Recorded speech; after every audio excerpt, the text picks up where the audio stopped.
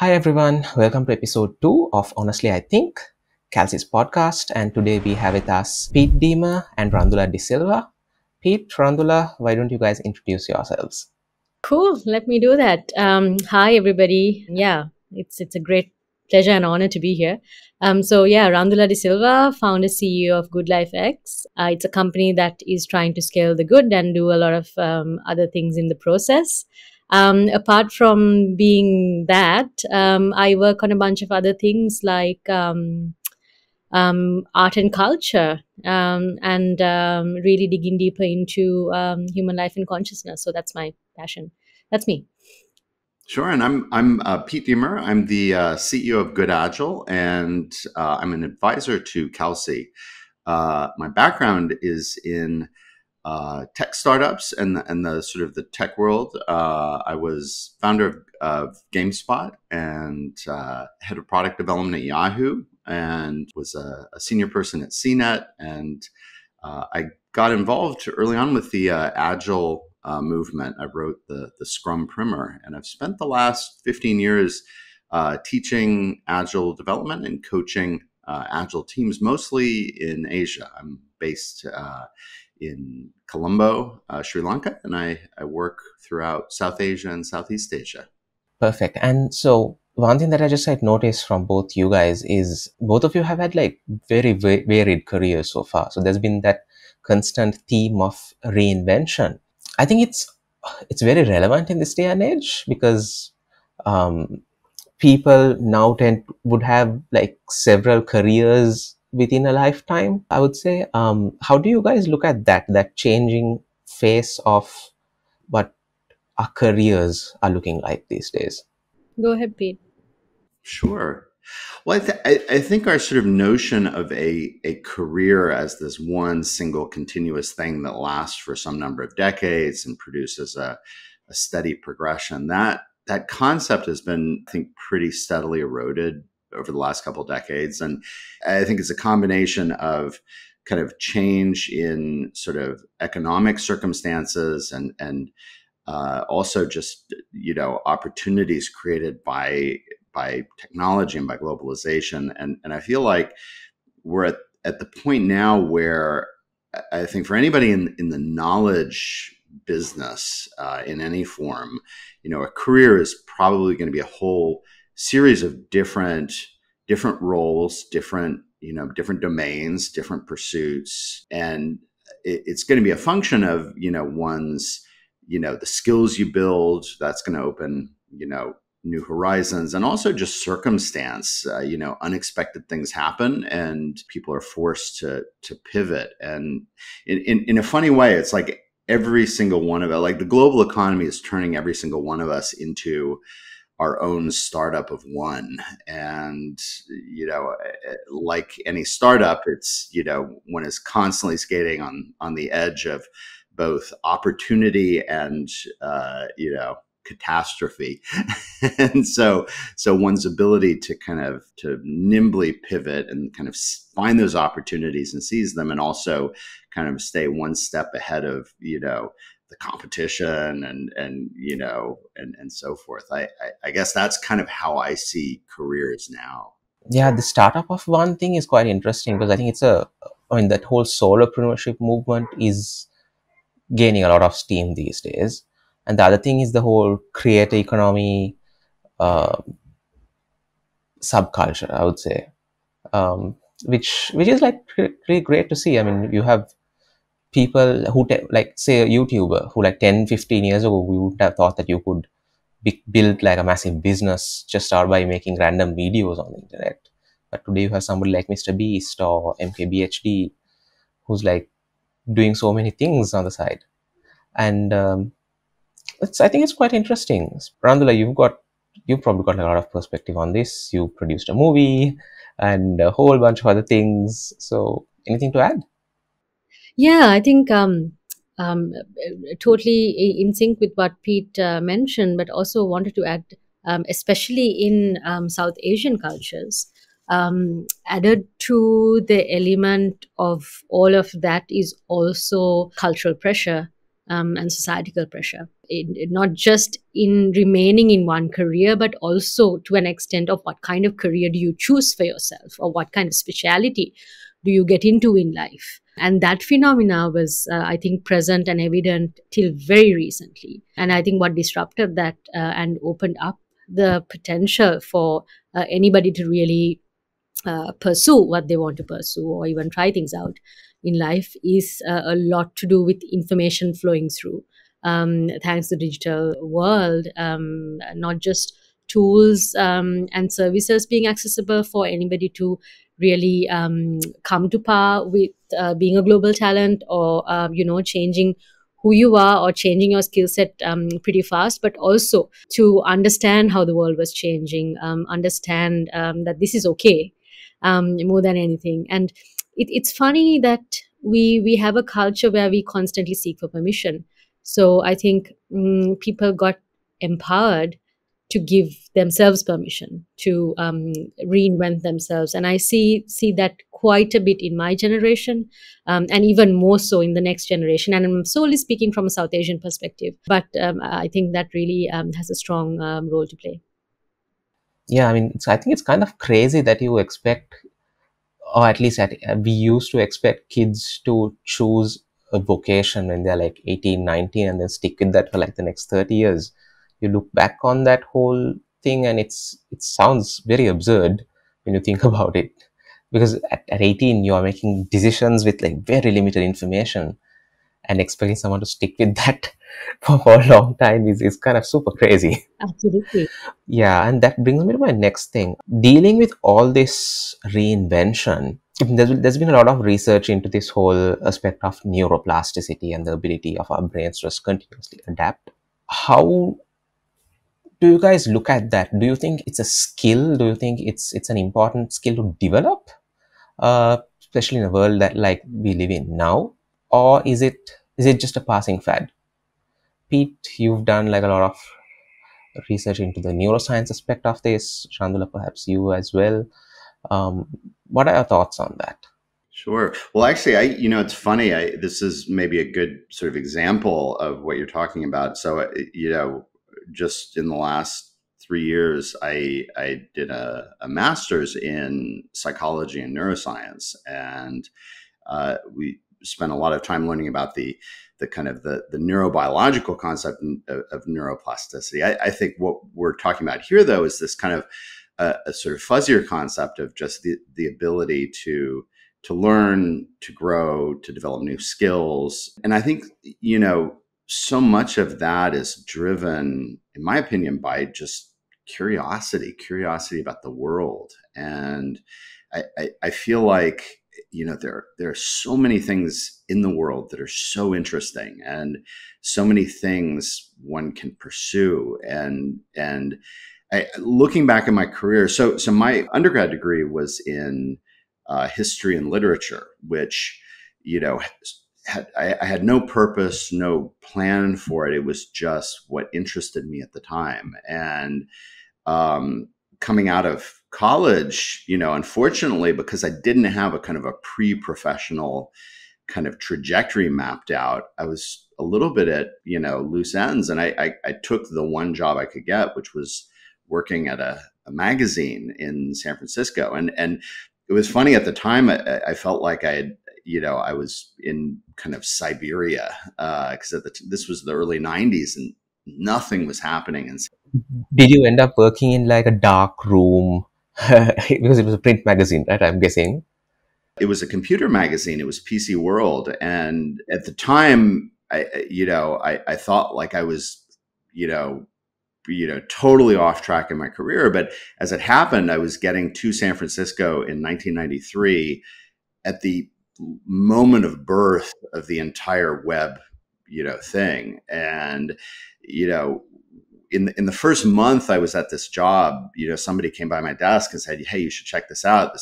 This team at University of Illinois just released this thing called Mosaic. It's a web browser." And and all of this, and I saw it, and I just got really interested, and I saw no purpose to it, but it was just intrinsically interested, and that kind of really launched, the first part of my career in the startup world. About a decade later, I was a senior person at Yahoo, and I just happened upon this talk that was being given at Yahoo. I had an hour free, and I thought, oh, I'll just sit and listen to this talk. And it was Jeff Sutherland, who was the co-creator of Scrum, talking about agile development, I was like, wow, this is really cool. And I saw no purpose to it.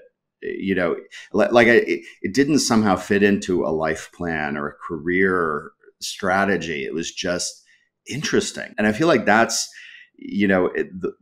the word neuroplasticity, as I interpret it in this context, is just, your ability to respond to your curiosity and to your interests, and in some ways to kind of separate it from any sort of, utilitarian purpose, not to look at it as a means to an end, but just look at it as an end to itself. This is interesting, and so I'm gonna dive into it and see where it leads. And my career has really been defined by those moments. The funny thing, though, is there have been lots of those moments where I've pursued things that were really interesting that led absolutely nowhere.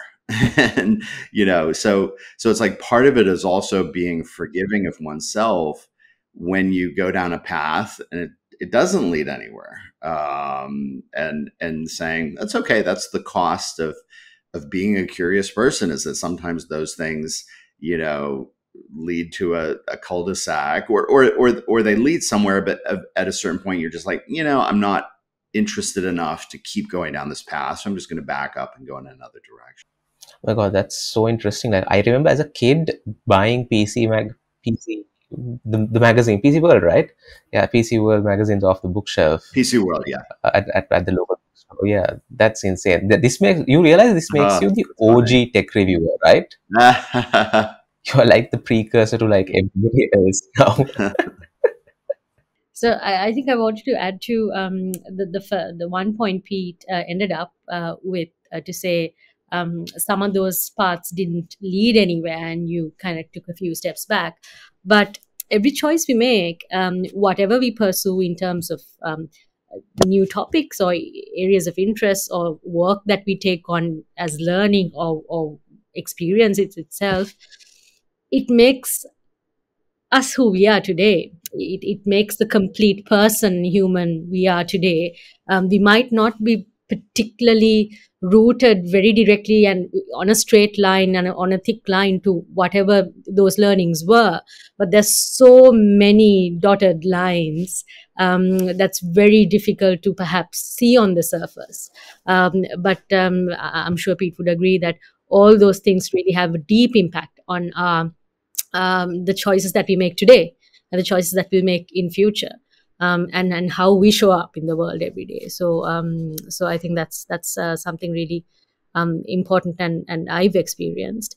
But on neuroplasticity, yeah, so being there at pivotal moments where you've just come across people, topics, things serendipitously, has done a lot to me as well. And more than anything, I think what has really made me expand as a person is that I allowed myself to be completely fluid in those moments. I allowed myself to completely know nothing and to just arrive at those moments as absolutely empty and without any preconceived knowledge, perception, or knowing whatsoever. So in that sense, I think I was able to just... A beginner mindset, if you will.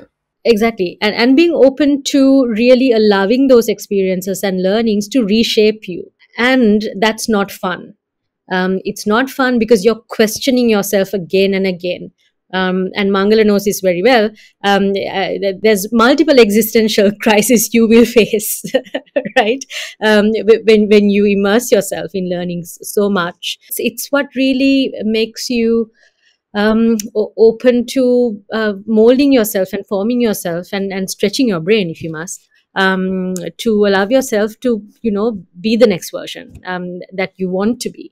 And that world is asking of you. So I think for me, neuroplasticity, it's the ability to really absorb and allowing yourself to be totally open to remolding in those moments. Yeah, and it's interesting, Randhula, now that you mentioned that, I thinking back in my career, I just think of so many moments where, I learned something without a purpose in mind, and I thought it had no purpose other than just being something interesting. But then many years later, it just kind of popped up in some unexpected way as a skill that I needed in the moment, that I already had, or some knowledge that I needed in the moment. And there's a really famous story. Steve Jobs, when he was college age, he was couch surfing and sat in on a class at Reed College, I think, in the U.S. And it was a typography class, and he was interested in it. And it was, years later with the first Macintosh project, he said, I want good typography. And that was, helped kind of define the visual experience of the Macintosh and of so much of the Apple brand experience for so many years. And it was just by chance. My own kind of much smaller version of that, in college, I took an animation class. And again, it was like I had no real intention of becoming an animator, but it looked fun. It looked interesting. And the funny thing is like I built these skills around visual storytelling that I have used again and again in every role. I mean, the ability to tell a story is one of those foundational skills. The ability to hold people's attention, to create interest, and especially to do that visually. I mean, that's like a universal skill. One of my early startup roles at GameSpot, I just, out of necessity, I had to do a whole bunch of Photoshop editing. And I didn't know Photoshop. I sat down, taught myself Photoshop, and became kind of a Photoshop master in the space of 6 months. And again, that ability to do visual editing it's another foundational skill, and I use it constantly. And so it's like, as you gain these skills, I mean, it's a little bit like, playing an MMORPG where you build these skills and you develop these traits that make you just a much more versatile character in the game. To the other point, I mean, something you raised a moment ago, Randhula, that sort of ability to react to adversity. I think it's so easy to kind of form in our mind this idea of a successful person as a person for whom success is like this continuous state. And actually, having worked with, and being able to see up close a lot of like hyper successful people, it's like actually their state is one of continuous nonstop crisis. And what makes them successful is that ability to meet the crisis skillfully. There's this wonderful, I'm a longtime meditator, and there's this really interesting thing in meditation. A lot of people, when they're learning to meditate, they think the act of meditation is to be in that state of undistracted presence in the moment. And actually, I've come to believe that actually the state of meditation is the state of waking up to the fact that we are distracted, that you're watching your breath and you're in that undistracted state. And then a thought arises and you notice it, and you're momentarily distracted. You notice that you're distracted and you come back to it. And somebody once described, that's the bicep curl of meditation, is noticing that you're distracted. And a lot of people feel like it's like, that's yeah. What way to describe It's like a lot of people, I think, when they're learning to meditate, it's sort of like when they get distracted, they feel like, oh, I'm failing. But it's like, no. That's the act of meditation, is noticing that you're distracted and allowing that distraction to just go, and returning to that state of presence. And so I feel like, the act of being successful, and for the moments in my career that I've felt that I feel like it's much more, being able to exist with all of these adversities, all of these things that you didn't ask for and didn't plan for and didn't expect, but being able to rise to the occasion with your best self and meet them. So That's beautiful, and I really want to add something to that. The meditation analogy, Hakim. Um, in meditation, and I think Huxley says this best. It's dark, not just in meditation but in life. Overall, it's dark because we are trying too hard. We've just got to learn how to tread lightly. It's the same in meditation. If you want to meditate and achieve that stillness so hard and not get distracted so hard, and be successful so hard, not fail so hard, build neuroplasticity so hard, if we just want it so hard and try it so hard, we've just lost it at that point itself. So again, the point of flow and fluidity and allowing yourself to dissolve into this with awareness, I think is what makes it all matter. Yes. yeah, I heard there's a lovely quote. I think it's from a movie. One of the characters, his personal credo is it's something like hold tightly, let go lightly. And it's sort of like hold on to an ambition tightly and pursue it and give it 100%, but also be prepared at that moment when you realize it's not the right path to just let go. Yeah. And and that's not to say hop around to lots of different things. I mean, I know people who are kind of, every week it's some new thing and they never go very far down a certain path. And I think it's important to go down a path, to pick a path and to pursue it to a point where it's meaningful and where you learn and not, just bounce around, but also kind of balance that with the recognition that some paths you go down and you realize, at a certain point they weren't the right path and one needs to reset, and to do that with kind of self-forgiveness and not see it as, failure or time wasted, but as, as something gained that may come to fruition at some point in the future. It's sometimes a path that might not be right for you, and you pivot or you let go or you change, or certain times is where your purpose there is fulfilled, and that's the end of the lifeline, and you need to be able to recognize that and move on. So I think in be it business, be it in life, be it on a project, that's also something that occurs, that we fail to recognize and understand how to grapple with and deal with as well. Yeah, I agree. This whole thing about meditation, like what Pete just said, like just being, I mean, I'm not like a pro meditator like you guys, but I got into meditation through like using the Calm app and stuff. But one thing I remember while following their guided meditation tools is that they just tell you, you've got to let all those feelings just wash over you, like embrace them, don't try to like suppress them. And this whole thing of, not holding on too tight has a lot of real world relevance as well.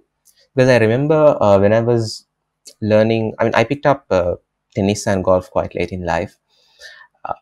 And one thing I was learning both times, my trainers, they told me was, don't grip the club or the tennis racket too tight. When I first heard that, I was like, wait, what? That doesn't make sense. I need to make sure like I hit the ball properly and this doesn't slip out of my hand. And they're like, no, don't do that, because if you try to grip too hard, what happens is you lock up and you lose your ability to move smoothly. So just relax a little bit. And then I did that, and lo and behold, I started hitting so much better. And at that point, I remember coming back home and journaling about it. And I was like, this little thing has so much relevance for life in general, which brings me to the next question. How do you know that, okay, this is like my journey down this particular path has come to an end? How do you know that? It's not so easy, and I think as I aged, I think it became clearer and clearer. I picked up the lines faster and faster, and I've heard from wise people I know who are older that it becomes easier even more with age if you're aware and conscious. But for me, I think there's a few things that I try to pick on. One is how's my body feeling about it? We are very intuitive in our physical body as well as our mental body if we just allow to feel what we are feeling without locking ourselves out. So I think my body has been one of the key components that has given me messages that, it's over. This is not for you. You're really pushing yourself to prove something to yourself or someone else, and get out before it's too late. I've got those messages. I think the latest message that I got was in late 2019, as I was just driving out to work, and it was a job that I was passionate about. It was something that was, I was very driven to do. I had a lot to prove, and I'm glad I did. It empowered me so much, expanded my networks, all of that. But it was disconnected to my belief system, my values, my way of working overall. And the environment was largely very toxic. And I was just driving out of my driveway into the main road, and I just let out a very tight, heavy, knotted, disrupted breath. And I just braked because I couldn't believe the sound that I just made. And it wasn't a conscious sound, it just came out. And I'm like, hey, it's 8 a.m. and I'm going to a meeting that I really want to go to and, smash it out of because I was excited for it, but I'm breathing like this. It wasn't nervousness or anything. So I got really, that made me kind of wake up and think a little bit more about it. And then I kept on picking up signs. That was one thing. And I mean, I know a lot of people who don't recognize the trait so much, who constantly keep getting sick. It's either migraine or wheeze or some psychosomatic thing that comes to them. And on the other end, really, regardless whether it's a career, whether it's a relationship, I try to give it my best, give it my everything, and it's got to be worth it. And if there are moments I constantly feel, hey, this is really, not worth it, it's like it's in vain that I'm giving all of my energy, my life, and every ounce of my love to, I need to change that, or I need to move on. So I need to first recognize what it is. And that happens largely when you know yourself first, and see why you're reacting to it like that and why that's treating you that way. So it's a lot of being present, I guess, and knowing what your body and those situations are telling you. Oh, I was just going to say, I think that's a really, listening to one's body. Like I feel like we're in this sort of continuous conversation between our thoughts and our emotions and our physical, embodiment. And I think a lot of us, or at least I, am often too much up in my thoughts and not paying close enough attention to my feelings and my body. And I feel like, sometimes it's a mutiny that takes place with one's feelings and one's body that kind of brings to one's mind and one's thinking, the message, it is time to make a change. I think there is also, though, we have to recognize that we can be on the right path and go through periods where we are not happy on that path. And I feel like that's part of what emotional maturity is recognizing that, the right path does feel wrong at times. And in the way that a wonderful hike can have some really tough, exhausting uphill bits before you get to that beautiful view at the summit. And I feel like right now the work that I'm doing is still the right path, but there are definitely days when I feel exhausted and frustrated with myself. I mean, I'll teach a class, and at the end of the day, I'll just be like, I didn't do it. I didn't give what the students needed from me. And despite, all of my best intentions, it just didn't come together. And so I'll have days where at the end of the day, I just feel 100% spent and dispirited. And I've been doing this for, almost 15 years now, and I feel like I'm pretty good at it. But even then, I have, bad days, and I think it's just recognizing that, one bad day or even a series of bad days doesn't necessarily mean you're on the wrong path. It just might mean you're going through a rough patch. Yeah, absolutely. I think somebody, I don't remember who it was, who said, give yourself a fair chance before you really decide. Have you given yourself that fair chance before you quit and before you know that this is not it? I think that's something that I keep going back to. And part of it too, I think there are a lot of folks who find it very difficult to really put into words what they need, and put into words what they need from a job, put into words what they need from a personal relationship. And what happens is like they get into a cycle where it's like, good,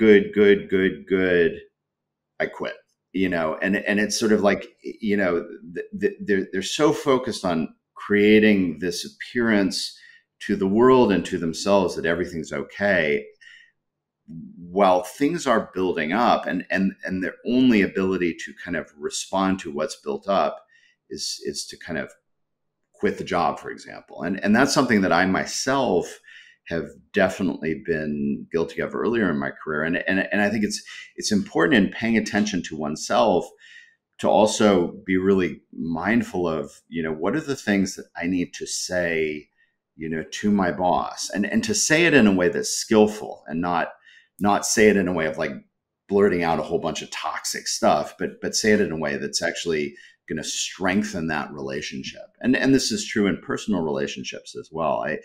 I think that ability to skillfully deal with one's difficult feelings, and with one's, difficult emotions and thoughts. And, I feel like that's another life skill that, I'm still on a journey to learn, but it's something that as I learn how to deal with that, I realize more and more just how crucial that is as a life skill.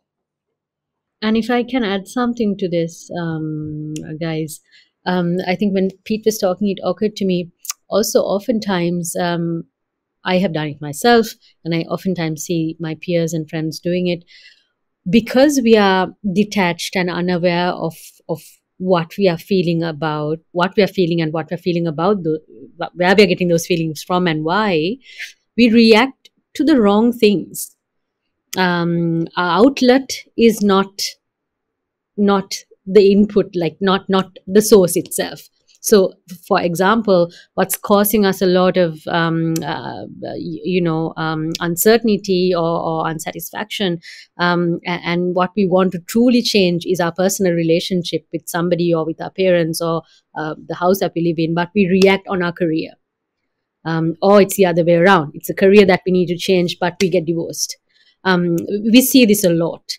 And this again is that lack of connection. And these are honestly things we don't teach ourselves. It's impossible. It's very difficult to teach these things ourselves, especially because we are nurtured and conditioned as children in a certain way to show up in the world. These are not things that we learn as children. And it's only if we are curious enough, like I was, to read up on these things and have these conversations, that we even know that these kind of things exist. That mind plays up like this. So I think these are life skills we all need to equip ourselves with and get better at. Yeah, and it is really interesting. I think a lot of people go out into adult life playing out emotional roles and emotional dramas, and trying to kind of exercise emotional hurt that occurred in childhood and they look for the nearest other adults to put into those roles. So for example, I think, I've observed this in myself, but also in friends and people I've worked with. Boss becomes, father or mother, and the relationship with boss starts to resemble relationship with mother or father, in positive and negative ways. And it's like, I think until one really fully understands one's personal psychological makeup, and starts to be able to see that baggage that all of us carry from childhood, till we can start to see that in ourselves a little bit more clearly, it can really define and distort a lot of adult relationships that we have, both in our personal lives but also in our work lives. And I'm a firm believer, as the product of many years of psychotherapy and counseling.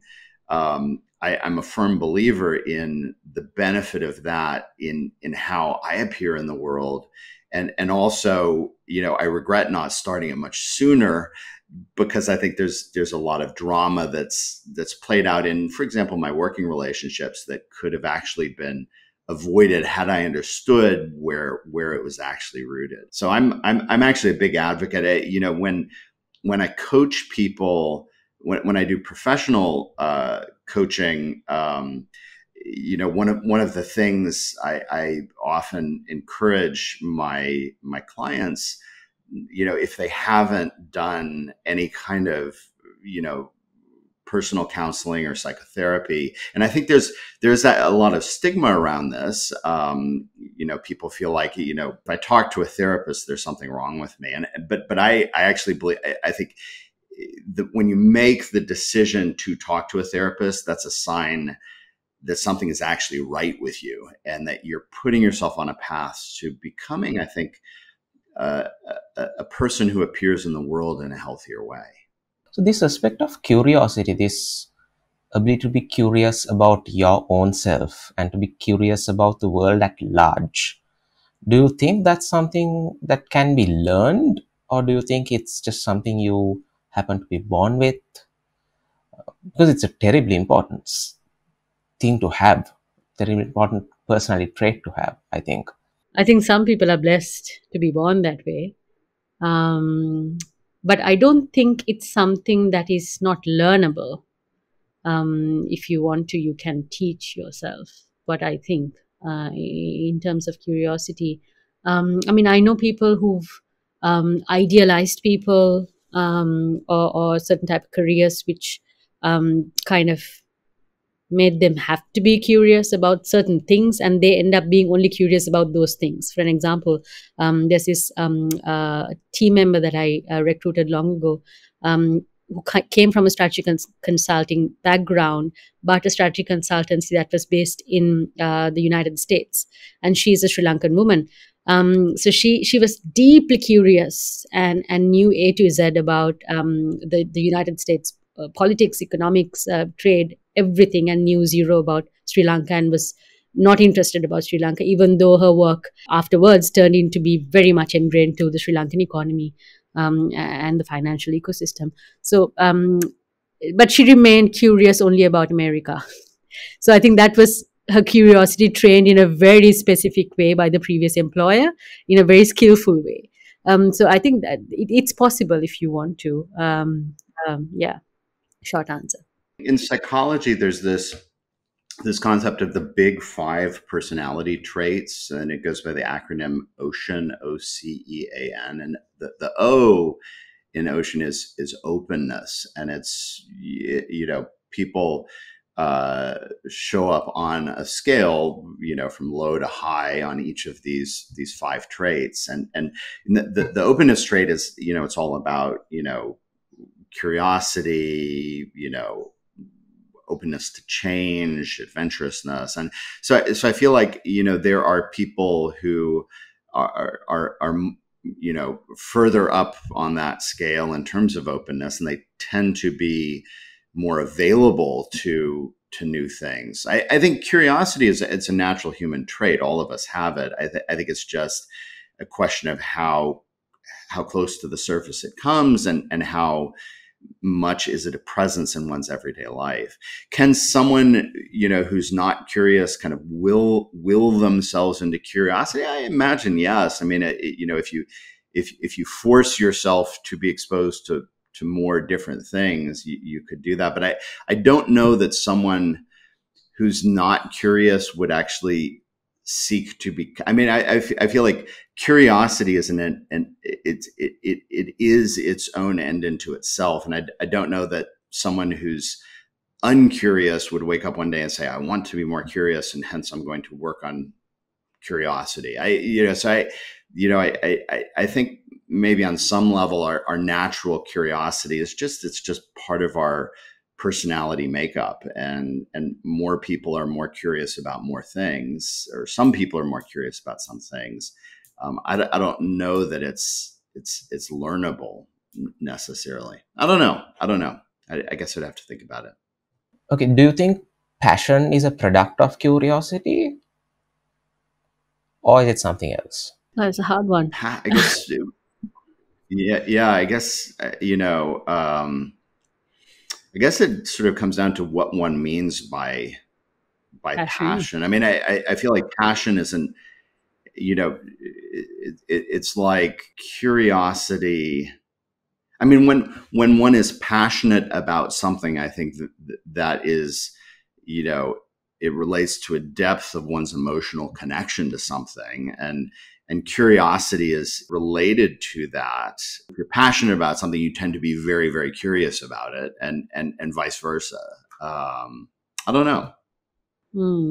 Yeah, passion. I mean, if I just symbolically try to break it down, passion is like the fire in your belly, if you want to call it that, and curiosity is the thirst that you have for whatever that you want to go after. So, I mean, Pete, you probably have studied about this a lot. Going back to that whole thing about recognizing the signs our bodies and minds are telling us, do you think there's a connection, like they say that, okay, your gut feel is far more advanced at judging certain situations than your actual brain is, and sometimes it's the other way around. Do you think that is actually a valid statement, or do you think there is a bit more to it than meets the eye? Because learning to depend on those two senses as a very important tool of judgment is something that you need to learn, I would say, perhaps a lot by trial and error, knowing which instinct to trust at which time. Yeah, I mean, it's hard because it's like our bodies are delivering to us sensory inputs that we process, and a gut feeling can sometimes be a very wise advisor, telling you that something's not quite right.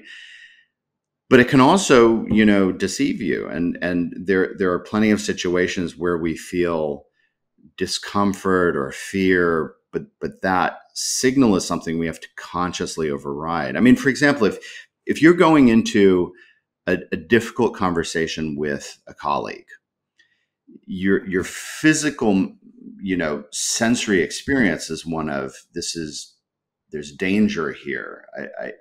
I need to get away from this situation. I shouldn't be doing this. But that difficult conversation may be crucial for the health of your relationship with that person. And so, part of what our brains do is they say, yes, I'm feeling uncomfortable. Yes, I'm feeling nervous, but I can sit with those feelings and accept that they're there, but I don't have to act upon them. And I feel like this is something that meditation gives us, is that ability to find that moment between sort of sensation and instinct and action. So we can notice a feeling, or we can notice a thought, but find that pause before we act upon that. To make a choice is what is the right action in this circumstance. So I think, and I feel like that also is part of growing up as a person, is to learn which feelings do I attend to and take seriously, and which feelings do I notice and sit with, but also choose not to act upon. I feel like that's what it means to be a full person in being in the world. Yes. So I think intuition and gut, in terms of feelings, these are both things that are on the surface level of self. This is the end output of ourself, our inner self. But are we in touch with our inner selves? Do we know ourselves? Meaning, do I know me? Does one know oneself to its core? I think that's what we need to harness, and that's what Pete alluded to also through meditation. To be in touch with that, so that you know how to build a distinction, so that you know how to identify feelings coming out of fear, out of inferiority, out of jealousy, out of growth. These are all emotions that we all experience day in, day out. But to know oneself is to know whether this is coming from my gut or intuition, or whether this really is a response because of this situation that I am dealing with and grappling with, and it's stemming from that. So if we respond to everything that we get as signals from our gut or from our brains, as intuition and gut, we can be largely misled. So it's very important that we know where it's coming from, and to know that we just need to know ourselves, and to love ourselves. So it's a learning experience, and it's only so it's not like switching on a light bulb, and saying, okay, I know myself tomorrow fully. I wake up today and I know myself. It's a practice. It's a continuous practice, and a path that you really grow into. And we might know so much about other people, and the world, but just not enough at all about ourselves. And most of the time, that is the case, and that needs to change. I mean, do you think it's important to know how to talk to yourself, as in talk yourself through situations, that story that you tell yourself at all times? Yeah, I mean, there's a strategy that I actually quite frequently use with myself where I'll be in a difficult situation, I'll be unsure what to do, and I'll kind of step out myself and say, look, if I were giving advice to a close friend who was in this situation, what advice would I give them? And it's really funny how kind of stepping outside yourself and putting yourself into the position of an sort of neutral observer slash well-intentioned advisor actually can really change the perspective dramatically. There's so many situations I've been in where I was like, I felt really conflicted, really unsure what to do, really, depressed or discouraged. And when I put myself in the kind of self-coach role, like all of a sudden everything becomes much clearer. And it's almost like if you can kind of step outside the emotions that you're feeling in the present and achieve that neutral stance, often you get a degree of clarity and there's it's sort of like the kind of the clouds can sometimes lift. And you also, I think, give much better advice to yourself as a coachee than as the sort of actor in the situation. I don't know, Randhula, do you do that? Yeah, often, Pete, and sometimes there's. I mean, I grew up as an only child, and I like spending time by myself. I like to travel alone. I like to do a lot of things alone, and there's thoughts that occupy my mind all the time, and most of those thoughts are conversations in my own mind with myself. Maybe less so in a coaching mode, but conversations. So I think what I try to do more recently is to listen to myself, because it can very well end up being chatter. And I think that's the level where I am at, and I think you've gone totally beyond that, into a much more advanced level to be able to choose to coach yourself. But I am, I think, at a level where I try to, again, be the third person, step out of that, being in action, and listen to the conversation that's going on, and understand why this dialogue is happening and where it's coming from, and then find moments of stillness, in those conversations and in those chatter, to then kind of draw in the wisdom that I would give somebody else, because it's very easy for me to say to somebody else than to myself, because I'm caught in the action all the time. So yeah, that's a practice I'm trying to build as well. Is that one of the reasons why people who experience psychedelics tend to have a far greater level of awareness about themselves than maybe somebody who is a lot more uptight? I think there are a lot of different ways to step outside of oneself. I think meditation is, a very powerful tool in that regard. I think, one can enter altered states of consciousness through something as simple as intense exercise. Um, you know, Going into, a beautiful piece of architecture, a sort of a cathedral, or a temple, or a grand mosque, or being out in nature. It's like, all of these different experiences can give us.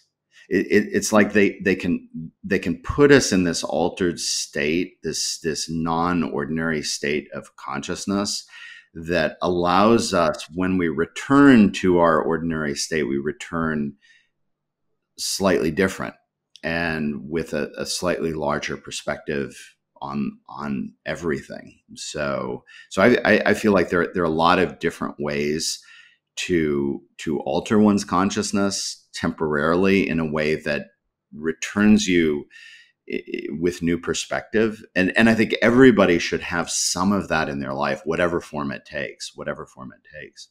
100%, Pete. I think that altered state of mind, um, dance, yoga, these are very easily accessible, and are in spiritual, especially Eastern spiritual practices, a lot like Sufism, to Buddhism, to Hinduism, that are now become something else, but were deeply ingrained into daily spiritual practices, if you may. But in psychedelics, I think what it does is it just pins you down, isolates you, and just confronts you with yourself. In dance and yoga, we can very easily still be distracted, without being immersed in that act with something else that's happening around us. In psychedelics, that's the possibilities are less. So in that sense, you meet yourself, if you allow yourself to meet yourself, in psychedelics in a much more closer way, and that's where definitely conversations do occur and can happen, and at a very metaphysical, very, very big picture sense. And once you've experienced that in whichever way, through meditation, through dancing, or yoga, or psychedelics, you wouldn't really show up in the world the same way. And I think this is similar to you going through neuroplasticity. I went into a 10-day workshop this February. Pete heard a lot about it. That transformed me end to end, and I'm still putting myself back together. And it'll take maybe a year, because it just put me into very different compartments for me to see myself. But once you see life that way, once you see yourself that way, you change the way you show up, the way you perceive, the way you do things, your behavior itself. And these are things that we can consciously choose to do. And I think every human being needs to experience it in whatever way and form that one is comfortable with, because I think I can very bluntly say it's a waste of a human's life, if a human doesn't experience that. sadly, because our full potential is nothing that we live every day. It's much more than that. That's beautifully said, Randhula. And I feel like it's particularly important as one grows older. I think there are a lot of folks. So I'm in my early 50s, and I see among my peer group, it's really divided pretty starkly between folks who they've dug into a groove and they're in that groove, and it may be a great groove, but it's like they're they're on a trajectory, and there's not a whole lot of, it feels like there's not a whole lot of awe and at this experience of life and of consciousness, and the miraculousness of being awake in this world. And then I see this other group of friends who are like, fully on the journey of growth and self-expansion, and they are a different person than they were a year ago, and they will be an even more different person a year from now. And I feel like, particularly as one ages, it's easy to get set in one's ways. So I feel like it's even more important to kind of jolt yourself out of that, whether it's with, learning a new skill, finding a new, hobby, going on a meditation retreat, learning yoga, starting to do CrossFit, or other kind of mind expanding pursuits. I feel like it becomes even more beneficial the older one gets. And so, I definitely, I feel like those pursuits, as I engage in them, they just bring a fullness and richness to life that is, that without which it would be wasted on some level. And something beautiful that's happening now, thanks to technology, is we are bringing back the culture and practice of sharing deep and meaningful experiences with each other. We are doing that right now. There was a huge patch in our civilization that we are just coming out of, where people didn't talk to each other about experiences, and didn't exchange this kind of a connectivity. I mean, I don't know Pete. He's not my immediate family member. Hakim, I don't know you, but I'm in my fullest open form right now, to share my deepest experience with you, and that gives me an expansion as well. And I think as humans, we grow when we share. And the more we grow older, experiencing new things is important, but also experiencing life with and through others in a very deep and authentic way is very meaningful and very important. And I think I can't emphasize on how much that has done for me, and how much it can do for a lot of people. But we get a flavor of that now because of podcasts, because of a lot of YouTube videos that we listen to day in, day out. But it's also important to engage in that act yourself, whether it's your wife, whether it's your coworker, whether it's your son or daughter, to have those meaningful engagements. Are you willing and open to do that? I think pandemic asked that question from a lot of people when they were stuck at their homes with their partners and with their families, and a lot of people tried to escape out of that by creating one Zoom call after the other, and we saw that. So I think these are all things that push us the boundaries and the safety zones we've been building around ourselves, that keeps us away from our true self. So while you guys were talking there, just for a moment after Pete mentioned something, I went around to look for like a little quote of sorts, which I would relate to as well. I mean, Pete, you were talking about how beautiful it is to just be alive.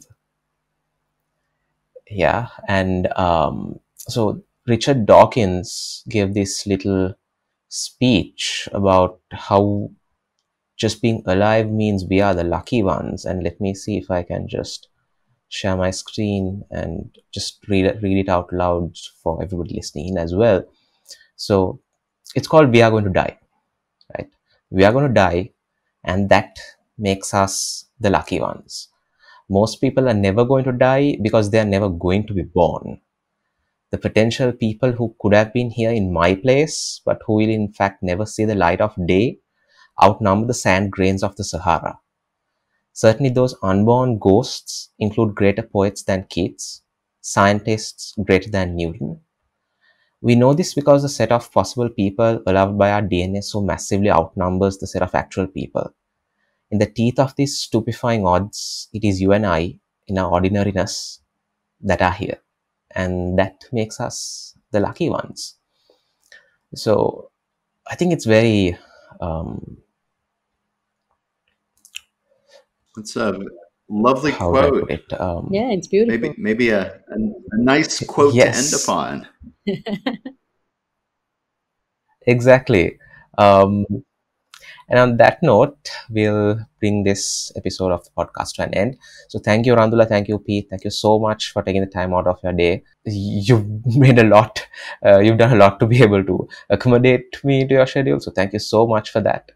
And I hope to catch you guys sometime soon. Perhaps another episode on something else. And thank you so much, Thanks for guys. having us. It's Thank been a you for pleasure having talking us. to And you. here's to the lucky one. Bye.